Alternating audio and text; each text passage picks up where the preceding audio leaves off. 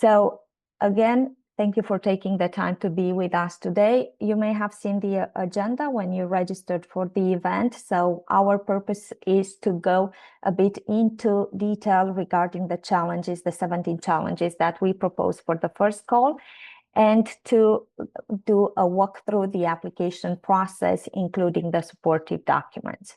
In order for us to do this, I hope in a smooth and efficient way, I'm counting on the presence of the project partners, and we have here Adrian from the coordinator INETUM, Bianca from SEEBURG. She will be able to give us more detail about the core social facilitators. We have Stoyan, who is going to talk to us about CTFs and some of the challenges he's directly handling in the project.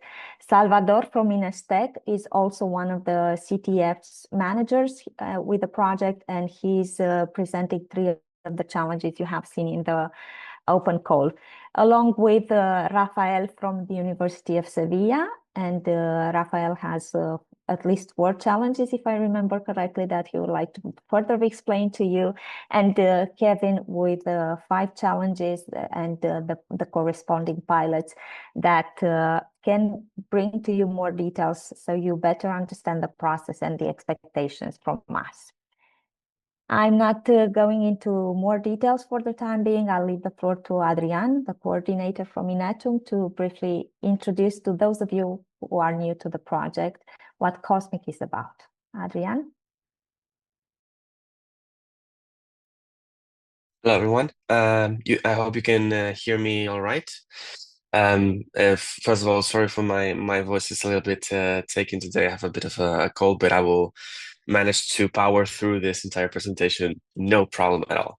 So just to give a quick recap of what it is that we aim to do here at COSMIC. You can see there our big definition is to demonstrate how these applications of big artificial intelligence and big data can drive the optimization of energy resources across many sectors, in alignment, of course, always with the uh, elements of the Green New Deal. In the end, what this means is that we aim to build a big toolbox, a big multi-purpose toolbox to showcase our improvements in the energy management across a variety of different sectors. So you can see there in the image right next to you that we're not tackling energy optimization. We're not tackling just energy resources from a very minor or very specific point of view, but we're tackling many issues across many countries. We can go to the next slide. We have 3 main objectives based on the optimization of energy resources I've been telling you. The second is, of course, that not only in one pilot, but we have across 15 different large-scale pilots, each with its own resources and its own issues that we are going to power through. And finally, also very important for us is the option of replication, so that these developments that we do not live and die in the pilots that we have developing on, but also that they get to be shared, they get to be experimented and improved all across Europe. So how are we going to do that? Well, that's through our big main activities. Basically, the open calls, selecting the innovation of the challenges that we have already created, testing and in the integrated in the different pilots. So with the CTFs, the core technical facilitators, meaning the partners that are technical partners within the project that are going to develop as well in the pilots, through the partners coming from third parties in the open calls, testing and integrate all of that into the different pilots. And finally, scaling up for long-term impact. That does mean also that it's not just the replication, but also the teaching materials. Being able to share our experience, share our knowledge with everybody that wants to know more and wants to replicate this and bring more issues into the mix. Next slide, please. Finally, what do we expect for us to do? Well, basically, we expect the reduction of energy consumption and associated costs, of course. The creation of new industrial ecosystems for us is very important as well. That final line of strengthen European leadership in AI and data technology. This is about not only taking control, but also being able to really be innovative, be leaders in this area that we may have fallen behind in the last couple of years, and trying to come up with new solutions that not only are our own, but also they deliver on new ecosystems and, of course, the Green New Deal assignments. On the societal impact, sorry, one before we go, reduction of the energy cost by 10%, energy poverty by 20%, resilience by 20%, and democratization of the AI market, being able for more people to get involved and also make them feel like they're part of this. This is not just technologies that are outside of their reach, but they get to participate both in the development and in the experimentation sides of the technology. And now, next slide. Now from us is we are 21 partners with a budget of over 10 million euros across the Horizon Innovate Action, more than 9 countries. And we have our beginning, so we're just getting started. As we say, we started this January, and we'll be going all the way to December 2027. And you can see there a picture of the different countries that we will be working on and the different use cases that will be applied to each pilot city. Thank you, So now, Adrian.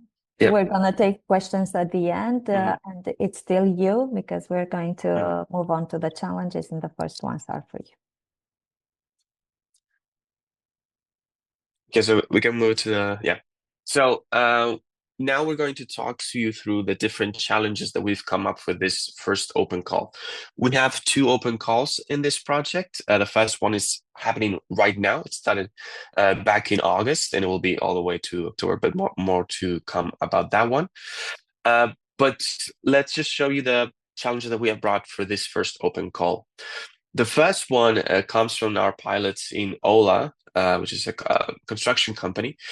And they were lacking severely on AI support for building facade and design, specifically targeting different weather conditions.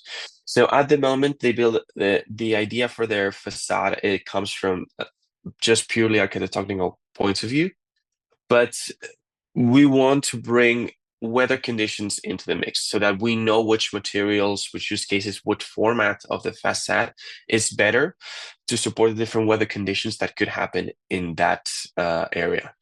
This, of course, is very important for us. We've seen it time and time again, how the different weather conditions are changing, how extreme weather affects construction. And this idea is to power through and be able to simulate what those weather conditions could apply to the facade and different aspects of construction. It will be available the product specifications, historical data on the different projects from the pilot. You will have the support of CTFE, which is us, INETUM, giving you the support on the forecasting and weather information. Our view for this is this AI, again, AI design facade is what can we know about the future to simulate and to change the way we think about our design today. For the next challenge, we go right away to the different systems that we are thinking of resource consumption forecasting. So we see that there are 2 pilots involved into this, although, as we said before, replication is very important for us. So it's not just about the models that could work for these 2 pilots, but sort of strategy that could work for multiple pilots across not just this project, but other projects if possible. They will have the historical data plus some exogenous information. You will have the support of CTFE, which is us again in our, of course, forecasting experience, but also the different methodologies that we've already improved and done in the past, so that come up with the methodology to, and then our big one-liner is one model or one methodology to rule them all. This kind of strategy that allows us to have quick access to forecasting AI features without having to come up with new resources each and every time. And our final challenge that I will be presenting, this challenge number 10 for apps for consumers. This is one of the challenges that goes through most variety of pilots. As you can see, there are the four. I have Daikin in Belgium, La Parenta here in Finland, Porto Energy, and Avra in Spain. And it's our basic idea, our basic need for this challenge is a communication app that allows us to bridge the gap between data providers, processors, AI technologies, and users, so that the users feel empowered, feel that they are learning about what the pilot is, what the experiments are, but also they get to participate in all the developments that we're doing. So you will have all the different information coming from the different systems, but also probably the results from for instance, in the case of the forecasting, the not raw results, but the process results for the forecasting to give information to the consumers. And our liner would be bridge, again, have a bridge between our AI understanding and our consumer understanding. We can go to the next one.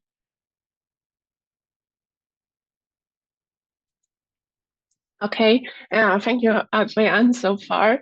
So maybe a quick introduction from my side. My name is Bianca. I'm with SEEBURG Castle University, and as you could see on the last slide, we are also cooperating, of course, and we are not only coordinating these specific challenges, but we also act as core social facilitators. So we have the CTFs, the core technical facilitators, and we are the core social facilitators at Cosmic. And our goal is to kind of ensure what we call a societal readiness. So to make sure that AI and data-driven energy solutions are not just technically excellent, but are also socially accepted and trusted and then adopted by real users. And this means kind of we are trying to provide the behavioral backbone of Cosmic. And yeah, by doing this, SEEBURG tries to help the SMEs connect the technical innovations with human needs and expectation, and kind of bridging the gap between engineering and innovation and yeah, society kind of. So in challenge 2, the data-driven behavioral modeling, and we have a kind of a different bottleneck, and this is the behavioral side of AI adoption. So AI can transform flood insurance and heat pump recommendations, but the uptake depends on whether the users can understand and trust and engage with the systems. And we have the pilots Fidelidade and Daikin. And what is the goal in this challenge? We try to develop a scalable consumer research framework that captures how different user segments across countries, of course, perceive and respond to AI and data-driven services and climate risk and energy. And the SMEs tackling this challenge are expected to work with large representative user samples above 10,000 participants and conduct surveys and A/B testing or RCTs, randomized controlled trials. And it's very important requirement would be that they need to integrate gamified and multilingual educational components, for example, energy literacy modules, and that they can be developed in-house or they could also be subcontracted. And then the validity and effectiveness of the components should be tested in structured experiments. And expected outputs would be segmentation models, behavior prediction, perceived value quantification, and publishable data sets.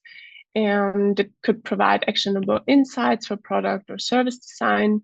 And an ideal project here would be a cross-country behavioral modeling engine that predicts and boosts trust, comprehension, and of course, adoption of these AI-driven services. Thank you, Bianca. Again, Bianca will be with us up to the end of the webinar. So any questions you may have, particularly about Challenge 2, she will address them later. I think you'll still be supporting with the next challenges. You'll be supporting Rafael. So please go ahead, Rafael. Hi, everyone. I'm Rafael from the University of Seville.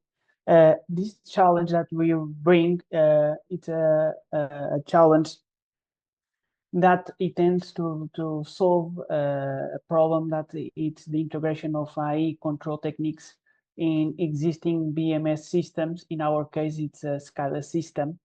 And our main challenge, it's, let's say, first one, it's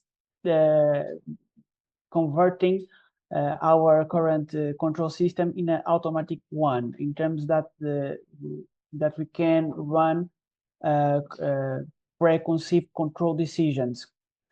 Currently, the control that it's applying in our facility, that it's a special one, it's a facility that can basically introduce cooling techniques in the outdoor area. And due to its complexity of control complexity, we decided to implement a BMS system. But this multiple system, it's very complex control. So the objective of this challenge is to introduce a AI-based control solution for monitoring optimization, control optimization, and also in the execution. We have already, the pilot is already running. We have implemented the SCADA and all the monitoring system. So here will be more challenge to basically to develop the AI control, the controller and integrating the controller in the SCADA system. The main objective of this system is to convert, let's say, a rule-based SCADA system, capable not only to be optimized, but also to interact with output, with external outputs, specifically weather forecasts and also occupant feedbacks, users from the space. If you move to the next challenge. So following in the line of the previous challenge, the another one was to integrate a smart control system in an existing one. This second challenge of the University of Seville, it's to develop a new thermal sensor that can be emulate the occupant's perception. The main objective of this challenge is to develop a sensor that can be connected easily to different EOT platforms, and also be able to self-calibration, and also be adjusted based on the occupant's feedback. And one of the features of this sensor is to be able to be connected to the control system of our pilot to adjust the operation and emulate what be expected, the occupant's feedbacks. Also, this sensor will be can be tested, and the main reason behind of the development of this sensor is that it's to be integrated in any part of the urban scale, allowing to the real monitorization of urban environments. I don't know if I have another one. Yes, and I have another one. And this third one, the previous one is to measure the thermal comfort and through a sensor, and this one, the thermal comfort visualization recognition system, it's also to be integrated in the urban scale. The another one is for measuring, and this one it's to predict and try to see if the occupant, what type of the activity, physical activity of the occupant, and also to verify if the space or the street or the plaza it's being occupied, and if it's being used, what type of the of activity it's being what type of the activity type of the occupant, and also to try to find if to recognize if the occupant it's feeling discomfort or not. The development of this recognition system also will be tested in the Cartuja Canat pilot, and currently, and also we'll be able to provide different during the test we can provide different type of user profiles, and also I think it's that. Oh, another one, and the last one. And the last one, this one is connected to the Abra social housing. The main objective of this challenge, digital twin for domestic energy users, is to develop a digital twin that can emulate real behavior of the building, not only in terms of energy profile and indoor temperature, but also the occupancy profile. This digital twin will be used to fit a smart assistant that it's integrated in the app for consumers, in terms that this smart assistant will give tips to the user of the actions that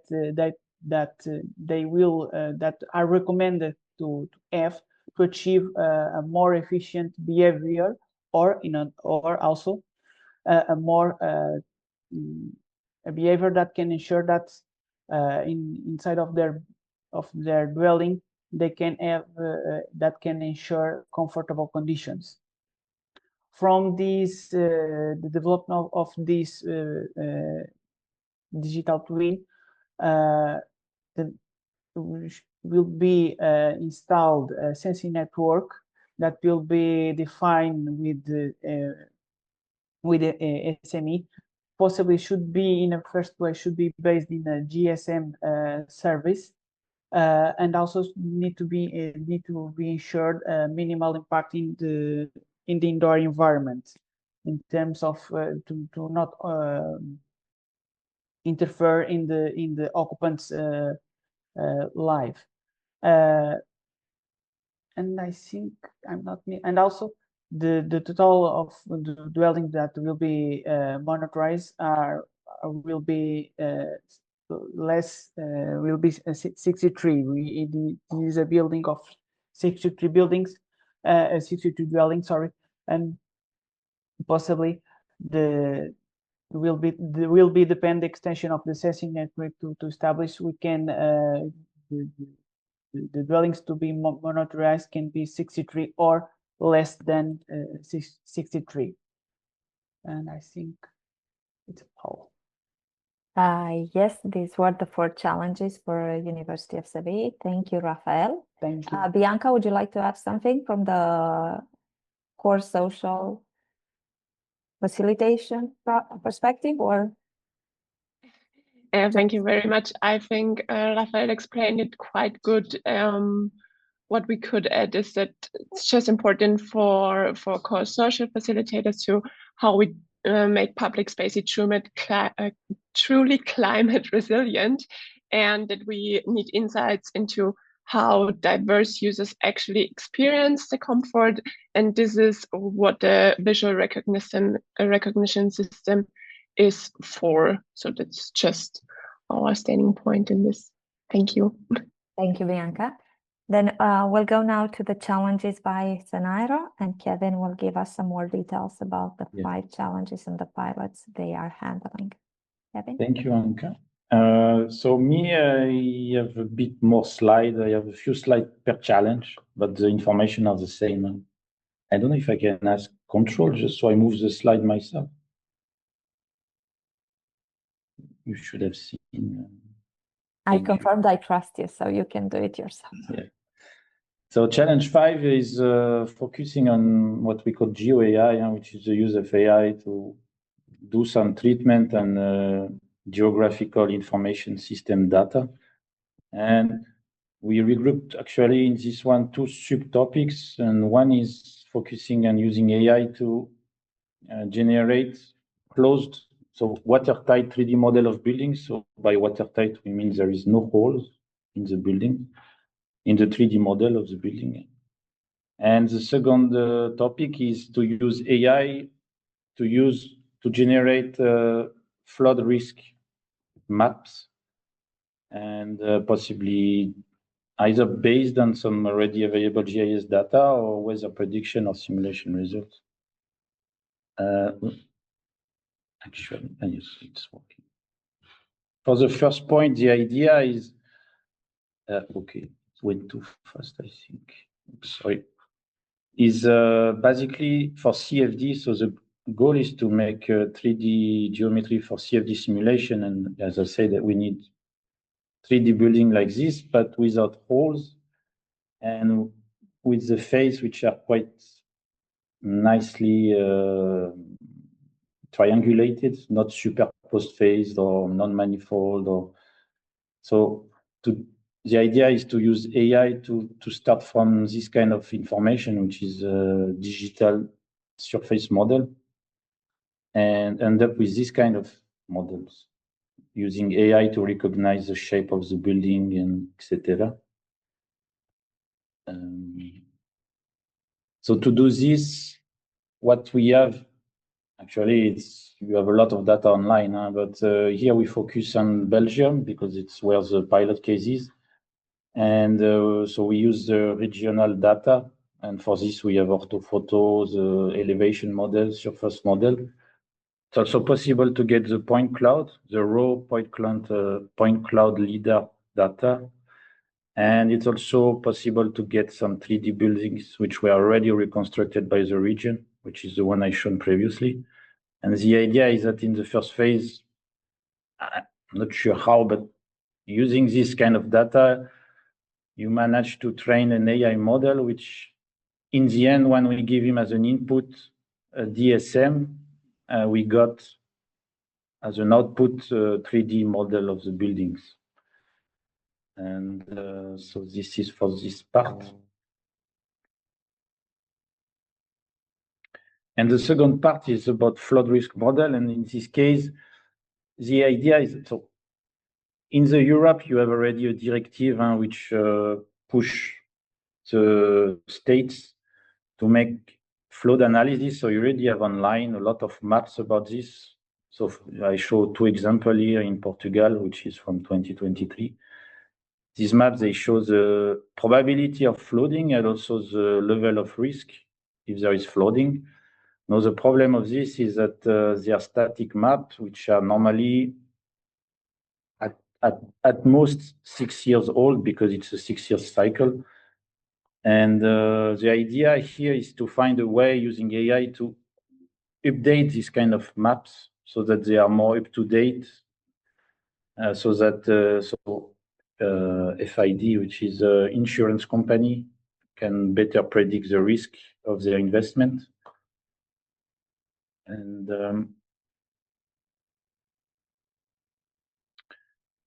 yes, so here the idea in this case is really to have an AI model which use available data or possibly use simulation data, but the goal is to generate an AI model which can, for a region, give this flood risk map and up to date. And so ideally, the SME we are looking for should be somehow specialized in flood modeling and in GeoAI, He's also, yes, a strong background in 3D data geometry processing.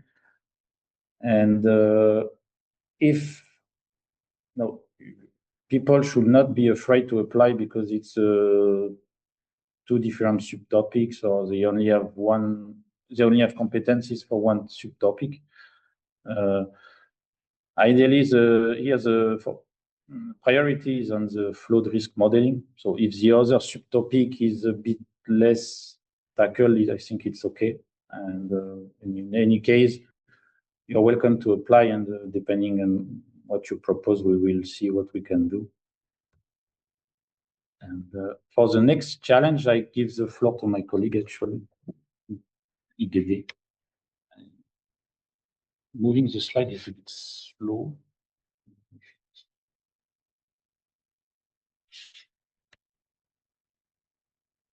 Okay, hello, my name is Gede from CENAERO. I will explain you about challenge number 7. That's the title of Smart Energy Monitoring Platform for Operational Efficiency and End User Engagement. So in this challenge, we are focusing on 3 subtopics. One is develop an AI model that can recognize all of the meters installed in our pilot site. It's a building, a housing building. It's a multi-story buildings.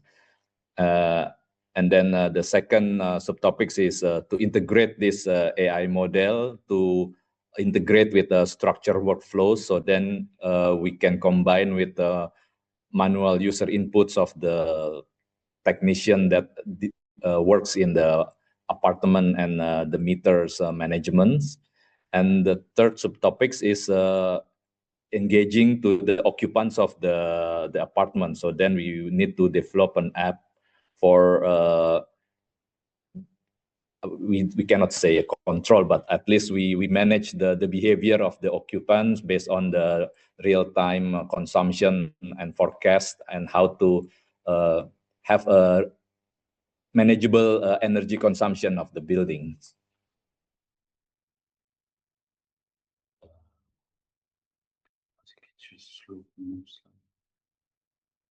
Okay, so here it's the samples of the big meters that installed in the apartment. So there is a calorimeter to measure the heating consumption, and then hot water meters and cold water meters, and also electricity meters. So this is some of samples of images that you can develop an image recognition application. And then with this image recognition, you can take the type of the meters and then the indices that you have to integrate to the platform. And I will show you next is the platform. So here is how it going to be integrated. So from the mobile devices that install the AI recognition, image recognition application, we can send the data of the indexes to our platform. So the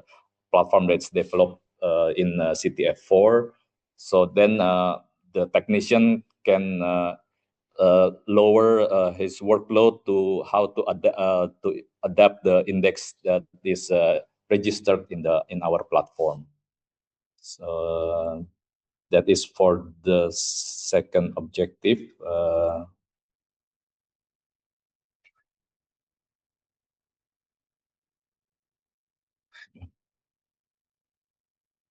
Times of changing. Okay, so this is for the third objective, is regarding the occupant of the apartment. So in our platform, we can have the consumption of the occupant database, and then the third party can develop an app to manage the behavior, the consumption behavior of an occupant. For example, if we create some kind of limit, the minimum and maximum of consumption, if it's within the threshold of the manageable consumption, we say good or bad, or how we're going to give suggestion, and then we play, we give among of the neighbor which one is a better behavior of consumption. So similar like that. and how it's going to be managed. So we have our platform developed based on our CTF, and then the data will be provided by a REST API. And so then the third party just have to manage how to create a mobile application on that, and what type of format we can discuss. We already prepare some of the API, but regarding the format we can discuss, and also for image recognition training process. We in CENAERO we have an HPC infrastructure with some GPUs nodes, so we can discuss how we're going to collaborate with the training process. So then ideally what we look for is an SME working has an experience in smart app development that has a strong background in innovative design of user interface, and then how to integrate AI modules inside the mobile devices. And alternatively, yes, we can discuss, because there are 3 different topics. So how each third party can participate, we can discuss based on the competence of each third party. I think that's from my side. Can continue back to Kevin. Yeah, the next one is challenge 9, so which aims at generating large-scale continuous fields, preferably at low cost. So what we mean by this is that so first, why we will do this is because it has actually 2 goals. The idea is to get a map of, for example, wind velocity in a city in real time from a selection of sensor in the city. And another, so why? Because then it can help the city to react to events if you have pollution or if you have heat waves. And the other idea of generating this kind of data is to be able to use them for model validation and calibration, like CFD model, or when we develop some new model.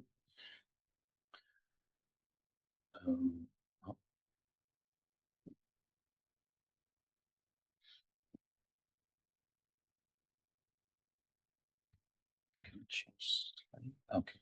Oops. How we manage?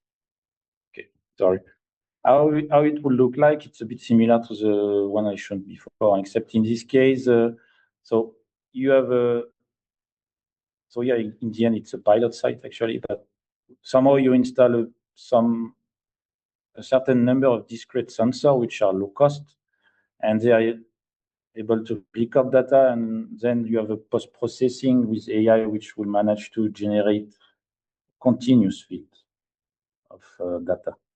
So how we were seeing this is that you have to make an AI model which could be, how do you link? So basically it's spatial interpolation, but enhanced. It could be enhanced by using the CFD simulation database that we have. And also, yes, of course, weather forecast. Again, to train the model, you could have access to our HPC infrastructure.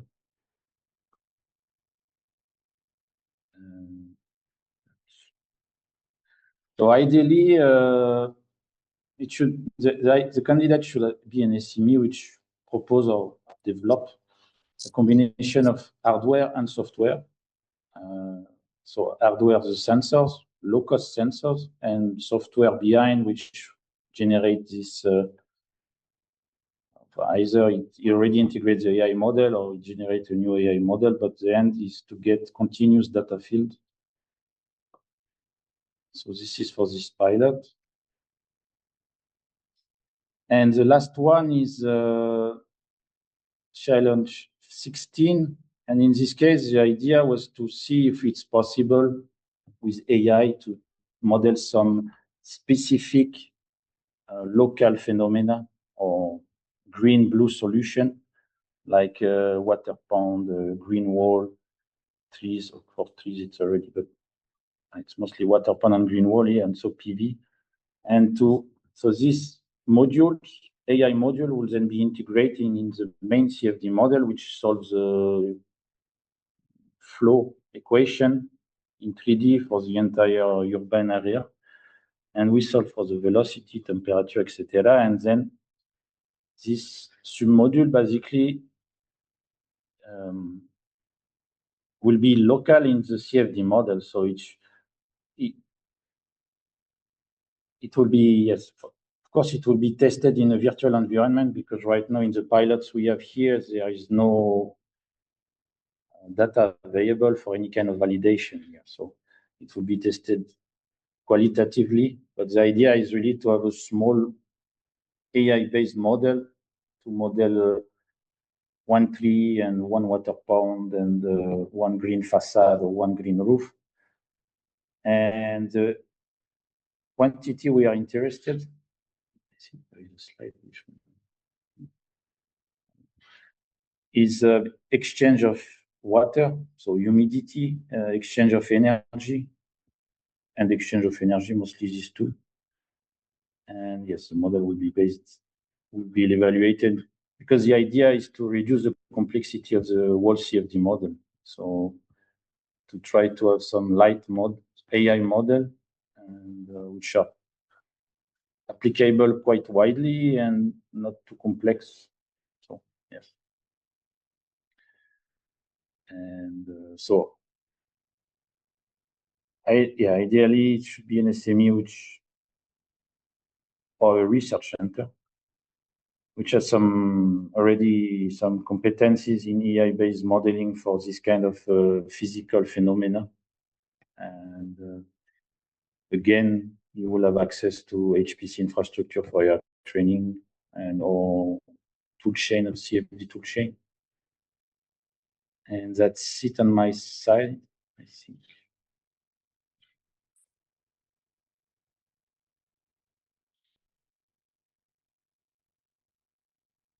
Yep. Okay, thank you, Kevin. Let me see if I have control again. Yes, and I'll give the floor to Salvador from INESC for the following 3 challenges. Yes, thank you, Anka. Thank you, everyone. So as Anka told you, I'm from INESC, and I'm here to present some of the challenges that we will be mentoring or leading in the future.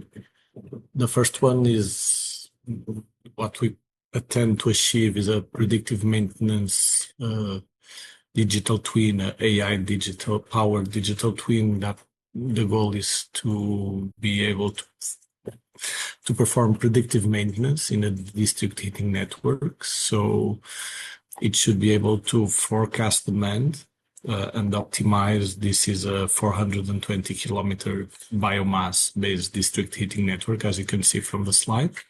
The data that we have available so far is from the smart meters that are deployed from the SCADA system, and some automation data and geography and GIS data, so from the geography information system.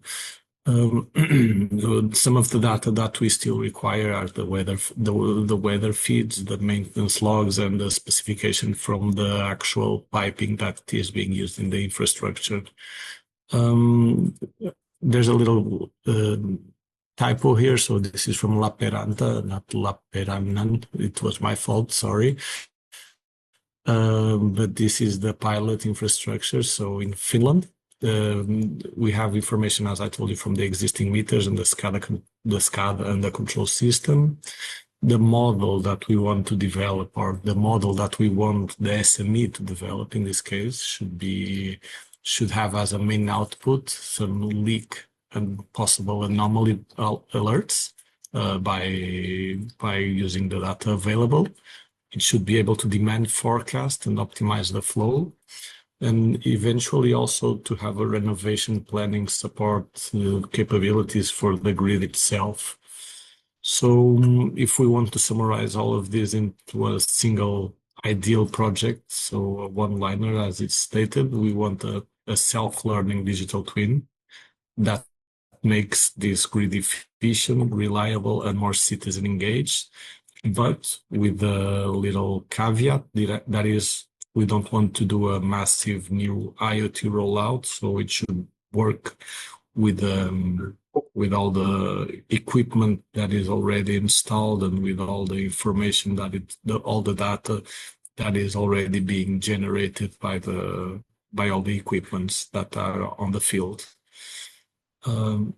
Next slide, please. So this is another challenge. It also focuses on predictive maintenance, but in this case it is for photovoltaic plants. The main one from this challenge will be the Photon PV plant in France, but it also has we also have a small PV installation that is part of a renewable energy community. But the main focus would be the data and the system developed for the Photon PV plant. So the objective again is to build a model that is capable of giving outputs in terms of predictive maintenance so that we can cut costs and extend the asset life and eventually maximize the power output. The data available that we have so far, that we have now, is from the SCADA data, the CMMS logs. We have also drone thermal imagery that is collected from the plant itself. A lot of sensor data, which needs to be, in the future, all of these needs to be harmonized, so the data forms and long-term failure records as well, because there are also some failure records. So we don't have just normal operational data. We also have operational data that is derived from past failures and past issues in the power plant. So the infrastructure available is the Donjon plant in France, which has 25 hectares and 55,000 panels. And the capabilities that I told you before, so the SCADA, the CMMS logs, and the drone inspection capability. What we want the model to output, so it's fault detection. It should be able to detect possible faults that are not yet identified in the data outputs of the plant. Possible failure forecast, so even if there's no actual failure or fault occurring, you should be able to predict one based on the data that you can collect. And based on those failure forecasts, you should be able to do prescriptive maintenance, so to indicate which panels, which areas of the PV plant should be intervened to prevent failures and faults. So this is the part of the prescriptive maintenance. We should be able to also conduct digital twin simulations, and all of these in a unified operator dashboard. Much like the previous one, like the previous challenge, what we are looking for here is an AI-powered digital twin that essentially predicts and prevents PV failures. As you can see, most of the slide is directed to the Photon PV plant, but as Adrian said in the beginning, this should be replicable to other sites. In this case, it should also be replicable to the Porto Energy Agency renewable energy community. And in the future, as an ideal project, it should be replicable to any sort of PV plants. That's the goal of developing here a final solution, a solid solution. Next slide, please.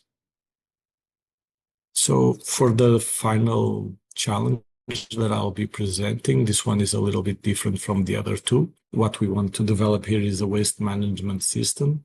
So I lost my screen, but yeah, it's back. So what we want to here is we want to build an energy sustainability indicator from waste separation. So this is also based in the renewable energy community in Porto, where we have the previous PV plants that I mentioned.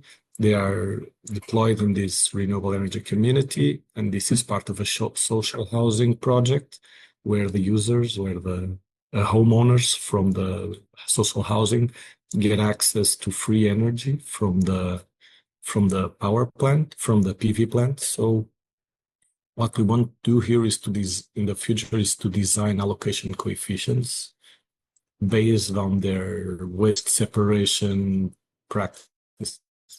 So those who recycle better, those who are more sustainable in their waste management should get a larger share of free energy from the PV plant.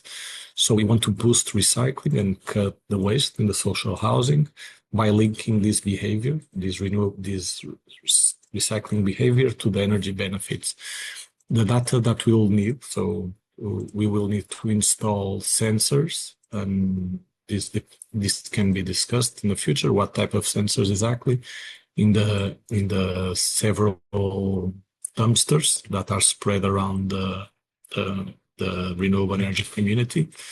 We already have the smart cards that give access to those bins. So each time the users go to take out the trash, they can register, they can use the card to open in this case, to open the organic waste dumpster. The other ones are simple dumpsters. So the glass, metal, and paper are very simple.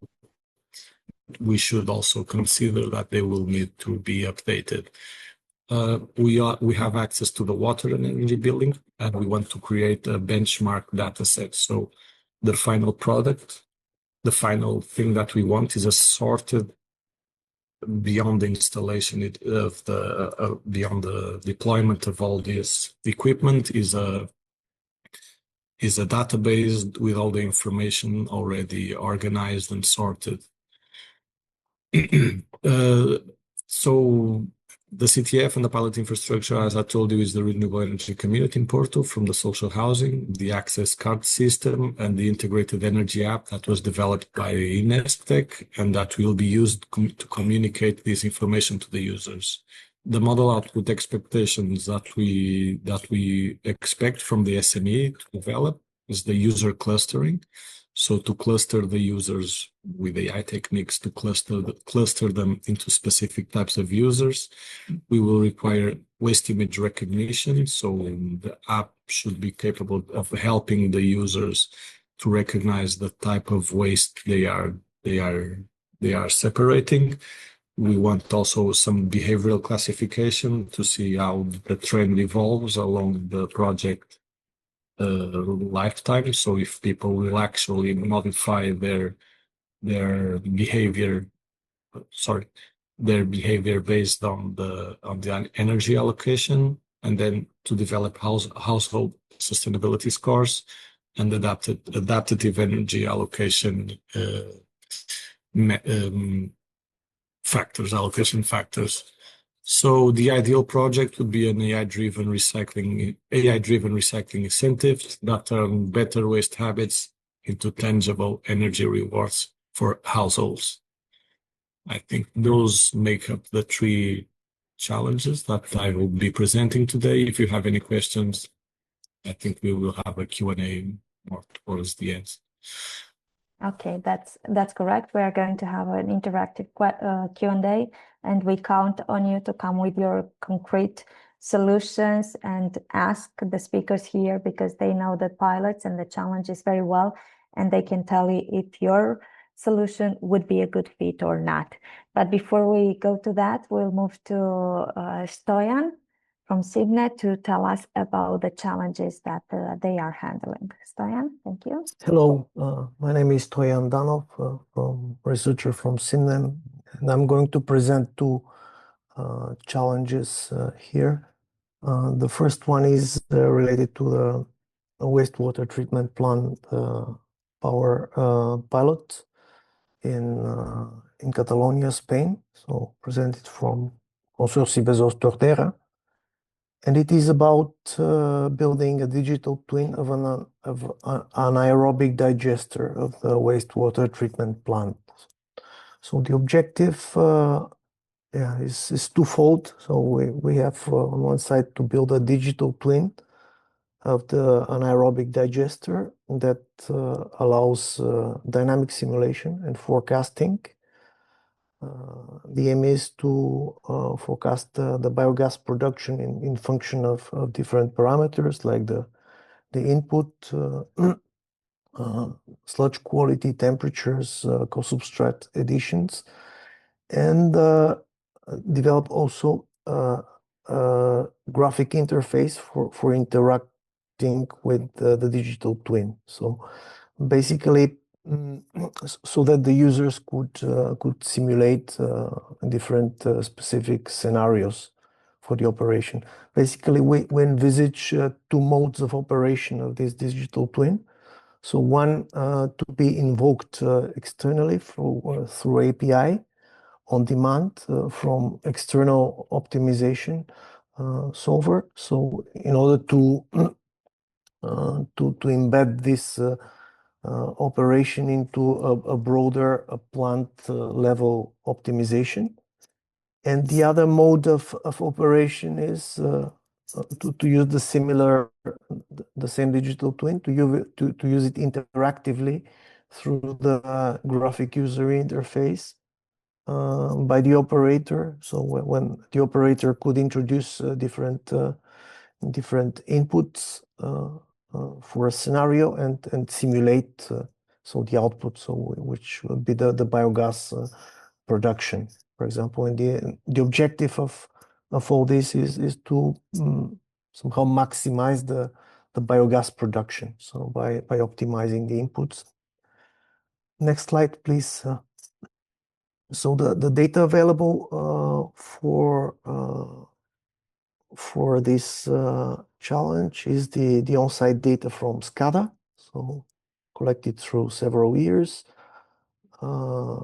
laboratory analysis as well, that are so on a daily or weekly basis, so from and also historical records for sludge quality.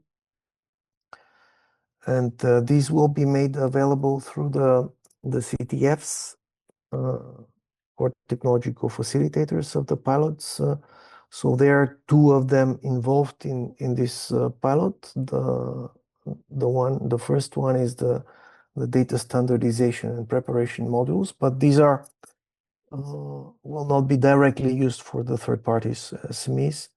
So these will be used internally by us for preparing the data for them. And the second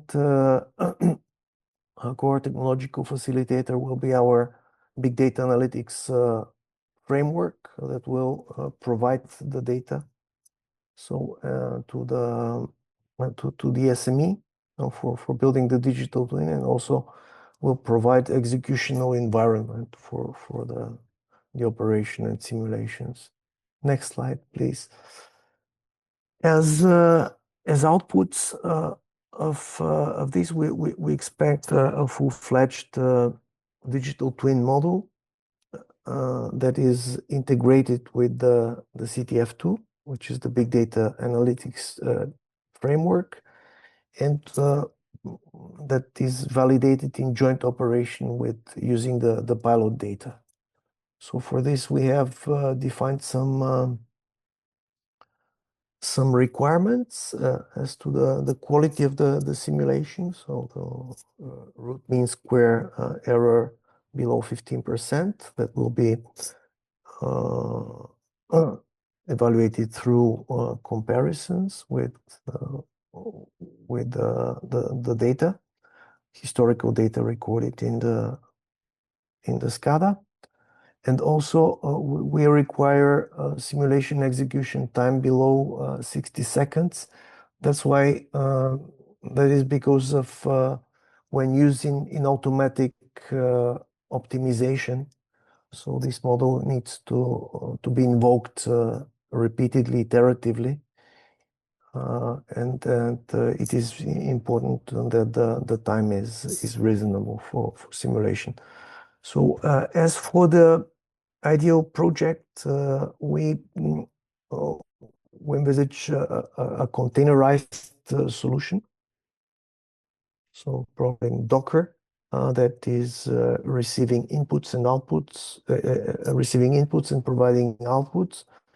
And this is because this would be easily integratable within the microservice architecture of the CTF2, and which is necessary, as I said, for the optimization in a broader scale. Use the model for broader plant optimization. So, and this is the first challenge, and the next challenge is at the same location. So these are both are located. The pilot is in Granollers, near Barcelona, so in Spain. So in an industrial estate. So this challenge is for enabling optimizing industrial energy community operation. So as a background, this will work when we have already established energy community. So this is the starting point, and there are fixed sharing coefficients of the renewable energy produced by the photovoltaic system, where each member of the community, which is a company, or industrial company in the state, receives some predefined share from the power plant. And now the objective of this is to create an engine that is able to provide recommendations to the different members of the community in order to help them to use the maximum of their assigned photovoltaic share from the plant, because in many cases, due to the timing of operation, of timing of use of their energy, they are not able to fully use their assigned potential. So, and here also, this will be it is required. On one side is required a forecasting engine that predicts the photovoltaic generation and the consumption of the different partners, and will also receive information about the flexibility potential or possibility to shift some of the loads in order to maximize the use of the photovoltaic generation, but also to achieve better price for their energy, considering also the energy market prices.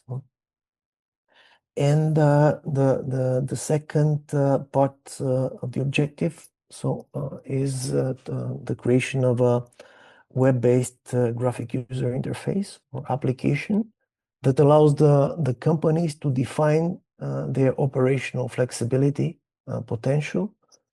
So, and a graphic interface that somehow generically easily has to allow each of the industrial companies to define which the quantity of the shiftable loads and which are the possibility to shift it in time.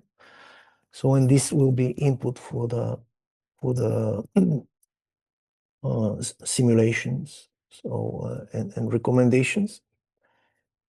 And the overall objective of this application is to increase the photo self consumption and reduce the energy costs of the company. So at the same time, making more active the participation of the companies in the energy communities.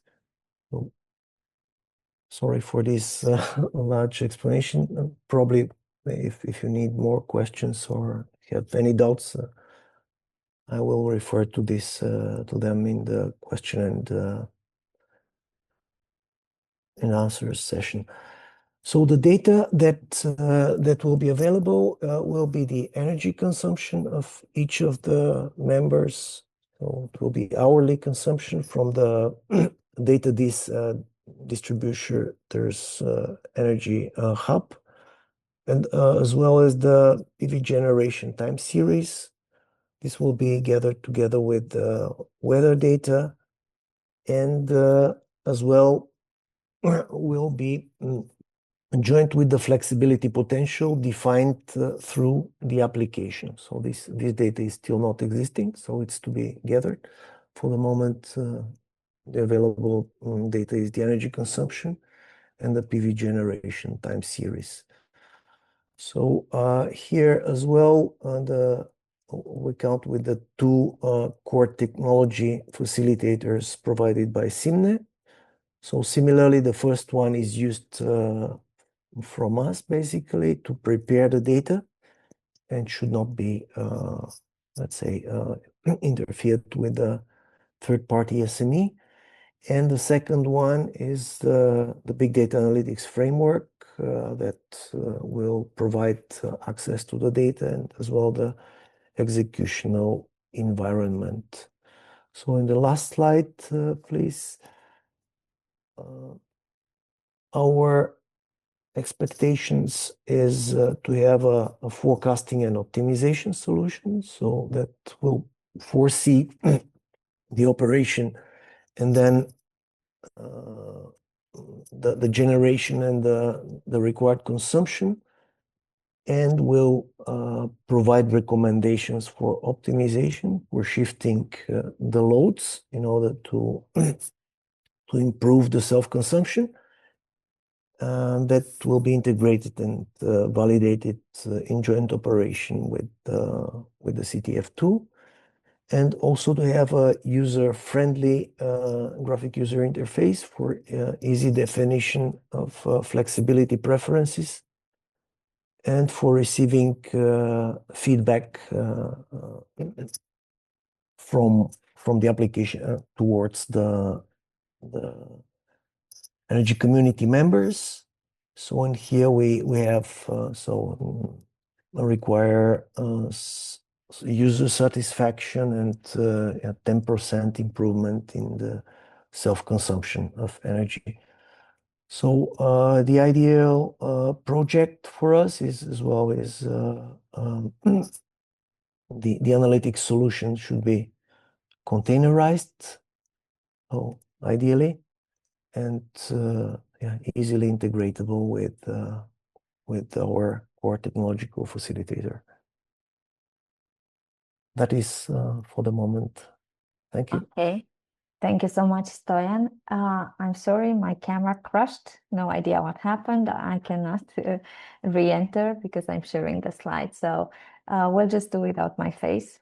We'll continue without my face popping on your screens. And now that you've got a bit of an idea about how your innovation can fit into the COSMIC challenges and pilots, let's talk about how you can get the money. So you may remember, or if it's the first time you're here and you learned about COSMIC, we are receiving applications from individual SMEs and startups.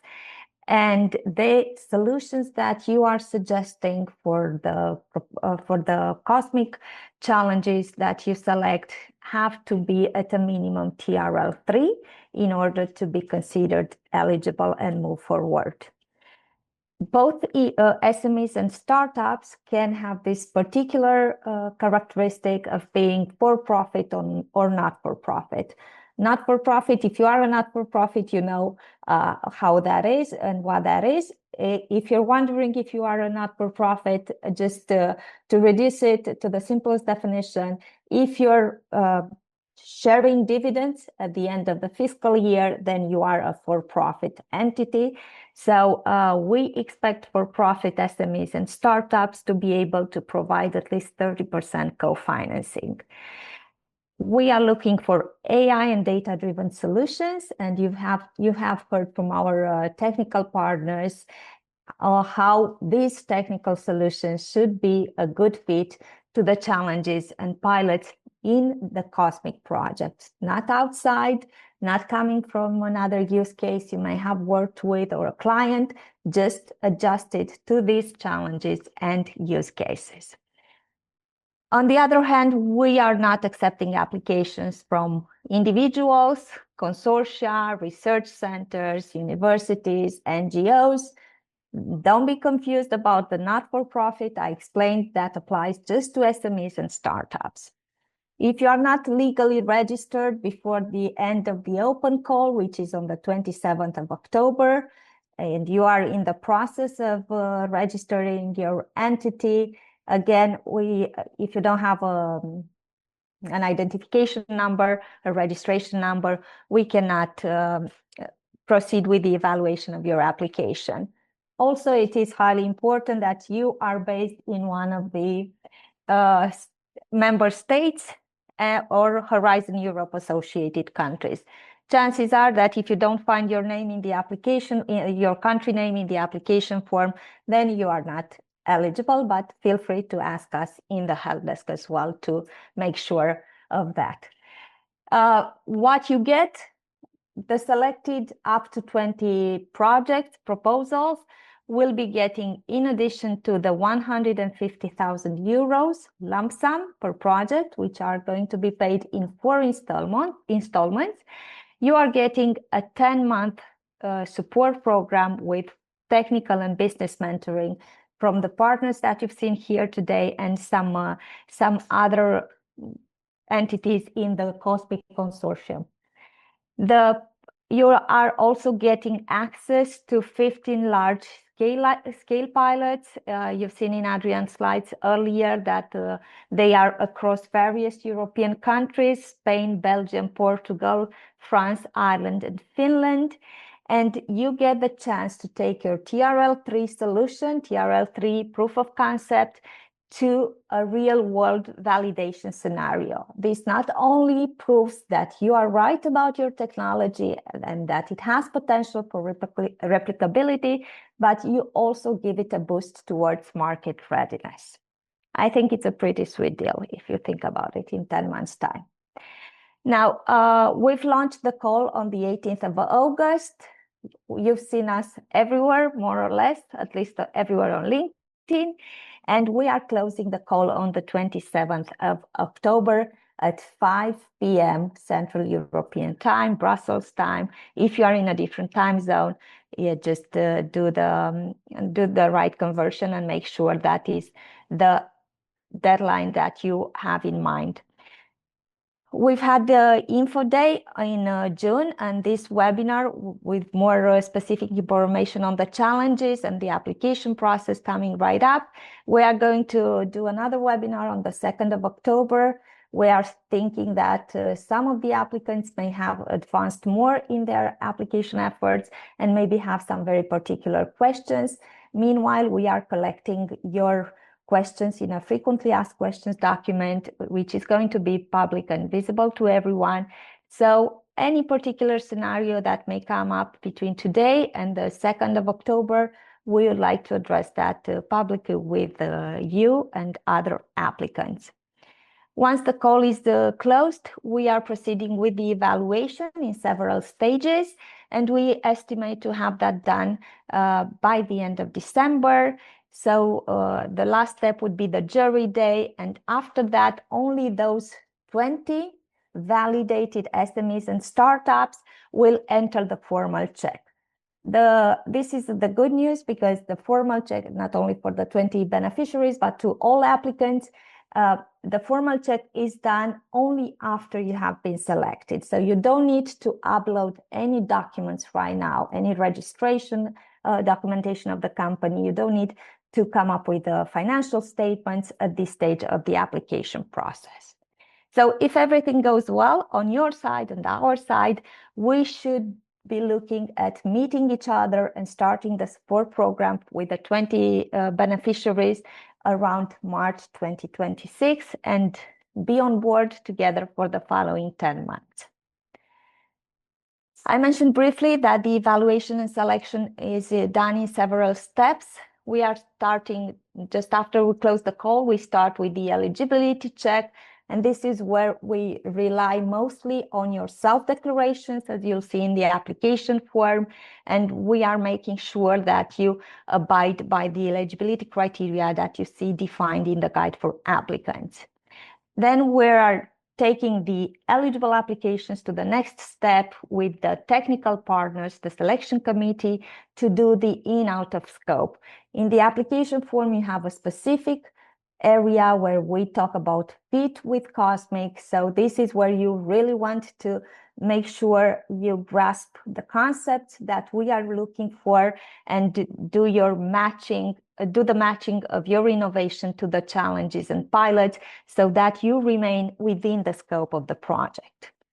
All applications that are in scope will move forward to an external evaluation phase, and this is where we involve third parties. We are actually recruiting independent external evaluators that are going to judge your proposals based on the 3 evaluation criteria, which are excellence, impact, implementation.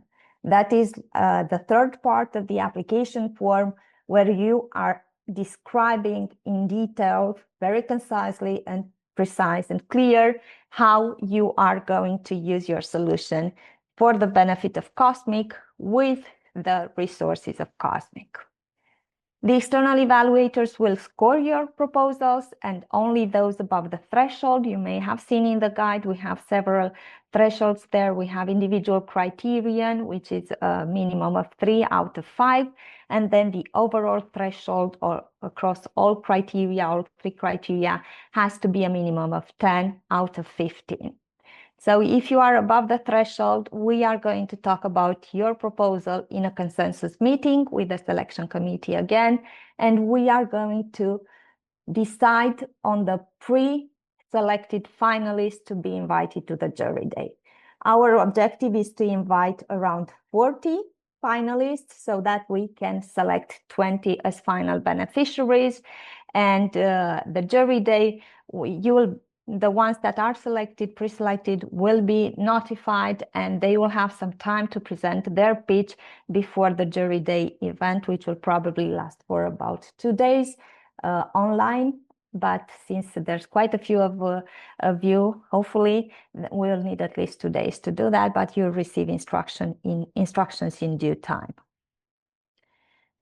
I mentioned before, it's not just about the money, the 150,000 euros, it's also about the support you are getting. You have seen here, we are more than 20 partners, and each one of us contributes in a very distinct way to the success of your innovation, of your third-party participation in the project.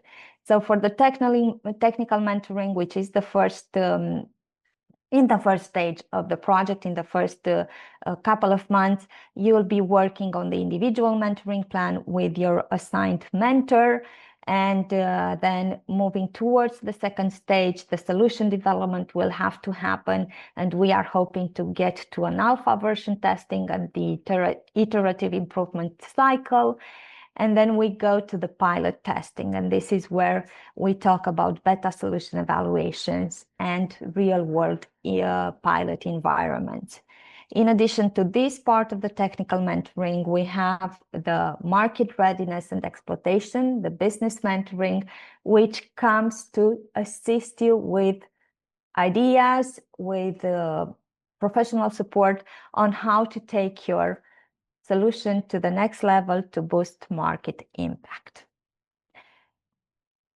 These stages are also the basis for the payment. As I mentioned, it's a lump sum. This means you do not have to provide us with invoices, contracts, timesheets, travel receipts, or anything in order to get the funding. You do have to do that for your national legislation according to the accountancy rules you have there, but we are asking for deliverables at each of the 4 stages, and once these deliverables are approved, validated by the selection committee, a tranche, an installment will be paid in your accounts. As you can see here, after the first month, you would, or if you have positively validated individual mentoring plan, you will be receiving the first 15,000 euros and so on for the following 3 months when the second stage completes and the third one.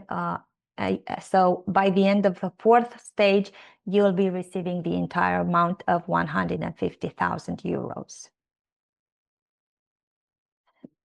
We promised an application walkthrough and we did receive a lot of questions in the help desk. So let's start from the beginning, just for everyone to be on the same page and maybe shed some light on some of the confusion that might have appeared in your search for the documents.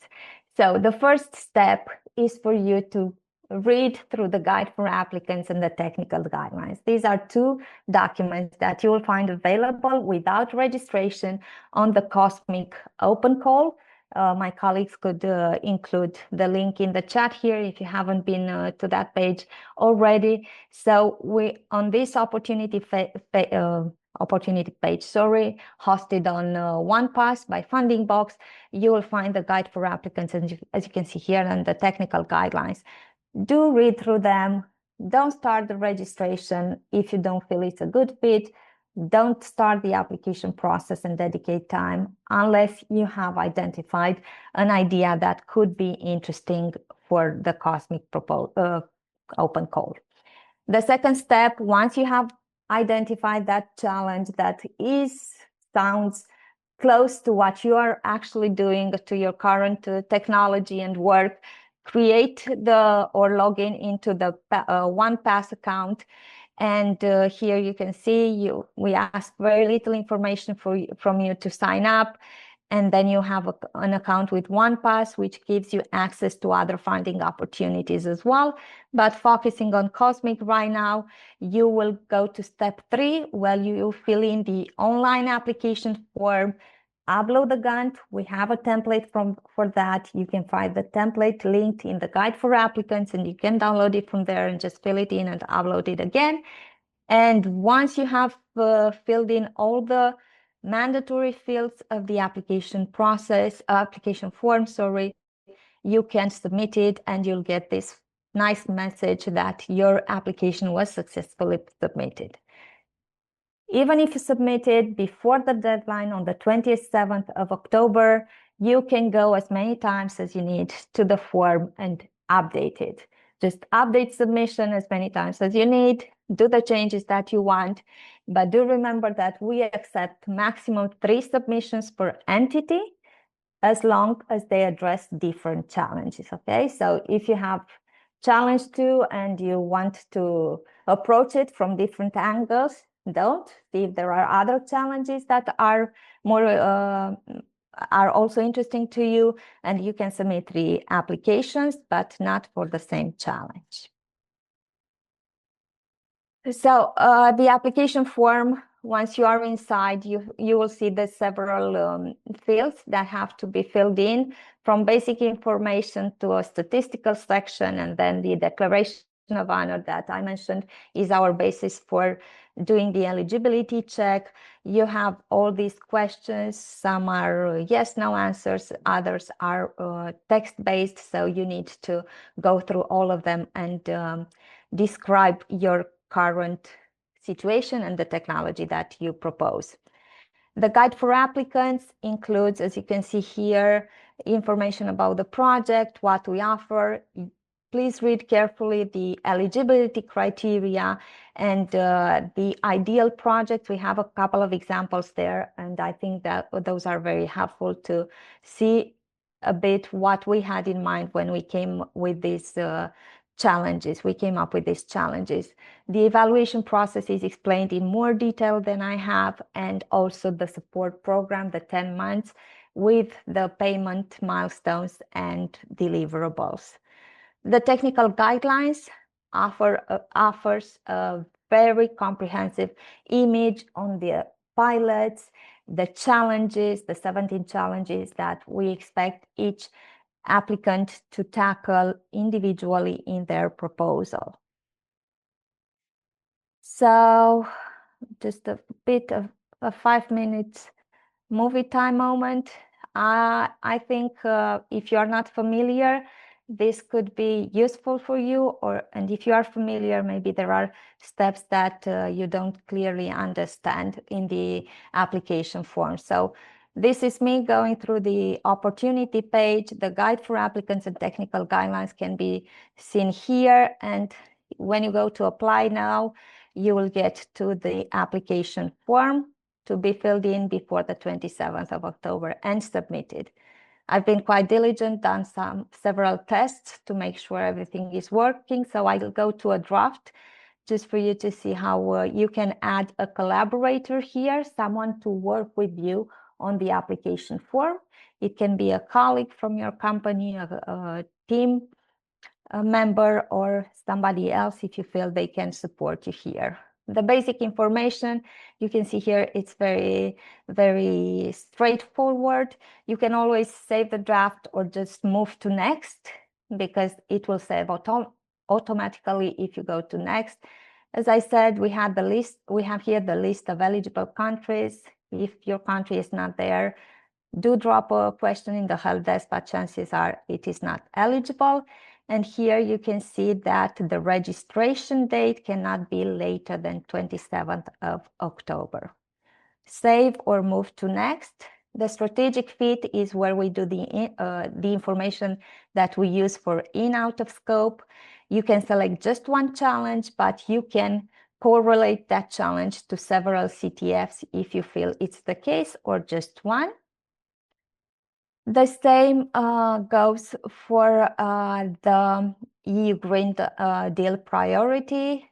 If you identify one of the priorities that is in line with what you have in mind, you can select it from here or select none if none of them is what you are addressing in the project. This is the part of excellence. These are the parts for excellence, impact, and implementation. The core of your proposal lays in this text that you submit here. So make sure you read carefully all these indications that we give with each question, and go back to the guide, check again the evaluation process. Here for implementation, make sure you mention, if you are a for-profit SME, you mention, let me just stop it for a second, you mention how you are going to contribute to the 30% co-financing. Again, we are not asking for you to submit invoices or anything proving your actual cost, but it is important for us to understand that you can have the financial capacity to cover for the 30% co-financing. Now, moving on to the budget. Here, again, as long as you, sorry. Okay, one sec. I'm trying to play the video. Okay, so for the budget, read the instructions and fill in the costs for personnel. You can add as many rows as you need. Here, you can also include, if it is 100% charged to this project, the person that you are allocating, or just a smaller percentage. For the travels, we do mention that we need to do some traveling, so make sure you allocate some budget for that. Purchase consumables, purchase costs like equipment also. The overheads are calculated automatically, so you'll get the value there. And also regarding some subcontracting, please bear in mind that no main activities of your proposal should be subcontracted to third parties, and we limit subcontracting to 15% of your total project value. Again, you will have an automated formula, sorry, to calculate the total amount of the total budget of your project. And when you select the reimbursement rate, if you are a for-profit, that would be 70%. If you are a non-profit, it's 100%. So when you select the type of entity you are getting the you are getting automatically the requested financial support. Okay, so you can see here, for example, that for a very low value that I included here as an example, for profits get only 70% of 49,000, while the non-profit gets the entire amount, as long as it's below 150 or 150,000 euros. Because if I play here with the numbers a bit, as you can see, and increase some cost, the total value of the project, the total budget increases as well. So it will be more than 161,000 euros, which is okay, because that is the total budget, but the financed budget has to be 150 maximum. The statistical and declaration of honors, these are questions you can fill it in easily. We do ask about IPR. It's important to know, for us to know what you are bringing into the project and under what conditions. Ethical issues, if any, is the declaration of honor. This is yes, no, true, false. Do read carefully through them, because this is your commitment to abide by the conditions of this open call. So you can save the draft or just review and submit. And this is when you get how far ahead you are with the application process. If it's a green check, you have filled in all the information in this specific field. If it's red, you know how many fields you still have to fill in for each category of the form. So you go back and you see here that this is a required field, and you cannot actually submit it until you fill in the mandatory information. So that's for the walkthrough through the application form. I hope it's becoming a bit more familiar for you how to handle it. We are from Funding Box, we are trying to offer the most straightforward and efficient tool to guide you through the application process. And for the last part regarding the application procedure, in our experience with a lot of applicants and reviewing a lot of proposals, we have identified a few things that we truly believe can be avoided and can give you better chances at being selected for the COSMIC funding. So in a few words, I will just stress the importance of this. Submit one proposal per specific challenge, maximum 3 proposals in total, each to a different challenge. So there are 17 of them. Read them, ask your questions if you still have some, and decide which one you want to tackle. In the fit with COSMIC, you have this specific question about the TRL. It has to be 3 or above. And in the descriptive part, be very clear on how you are getting your solutions with the support of the CTFs, with the validation in the pilots, how you are getting your solution from TRL 3 to TRL 6 or 7, which is the objective by the project end. You can choose the pilot and the CTF CSF you'll integrate with, and provide a brief description of your why you've chosen that particular CTF or pilot, because that shows that you understand the project and the requirements and how you see your innovation integrating with our resources. Don't forget to upload the Gantt template filled in. So when you download it, it's empty, fill it in and upload it. This is part of the evaluation process. You have the question on IPR, so make sure you are specific about the ownership and usage rights of your technology or data. Study the evaluation stages and criteria. I think this is a very important aspect if you are a first-time applicant to public funding. My personal advice is always start with the evaluation criteria. See what the evaluation process is looking at, and try to connect your idea and make your description as aligned as possible to the evaluation criteria. This helps the evaluators read the proposal easily and better understand your concept. So tailoring your technical description to match the evaluation criteria is, I believe, one of the best tips we can share with you to improve your proposal. And then you have all these sections, but don't look at the descriptions and the information that you provide in each field as a separate entity. They have to connect to each other. So if in your budget you are saying that you need to travel 4 times and 2 of them are for pilot visits, then this has to be somehow reflected in the validation process when you talk about excellence and implementation. So be very coherent when you fill in these fields, like the objectives, KPIs, how you're going to get to TRL 6 or 7. That has to be somehow supported by the money that you have, the resources, the team that you dedicate for the project.